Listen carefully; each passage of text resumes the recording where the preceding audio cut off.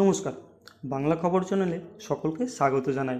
তো পোস্ট অফিসে যারা যারা নিজেদের অর্থ সঞ্চয় করে রেখেছিলেন, তো তাদের 1 জানুয়ারি 2025 থেকে সুদের হার বাড়তে চলেছে।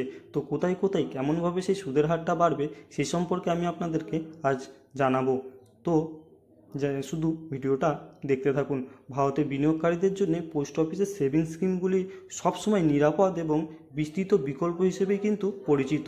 এই স্কিমগুলি বিশেষত সেই সব মানুষদের জন্য তৈরি করা হয়েছে যারা তাদের মূলধনকে নিরাপদ রেখে নিয়মিত আয় এবং কর সুবিধা উপভোগ করতে চান। তো 1 জানুয়ারি 2025 থেকেই এই পোস্ট অফিস তাদের স্কিমগুলির সুদের হার গুরুত্বপূর্ণ পরিবর্তন করেছে। সেগুলি হচ্ছে, এই নতুন হারের ফলে বিনিয়োগকারীদের জন্য আরও ভালো সুযোগ তৈরি হয়েছে। যারা আর্থিক সুরক্ষা এবং লাভজনক রিটার্নের সন্ধানে আছেন, আসুন এই পরিবর্তনগুলি এবং তাদের বিস্তারিত তথ্য এক নজরে দেখে নেওয়া যাক। তো পোস্ট অফিসের নতুন যে সুদের হার 1 জানুয়ারি 2025 থেকেই পোস্ট অফিসে নিম্নলিখিত স্কিমগুলির জন্য নতুন সুদের হার কার্যকর করেছে। সেগুলি হলো পোস্ট অফিসের সেভিং অ্যাকাউন্ট 4% প্রতি বছর, এবং পরেরটা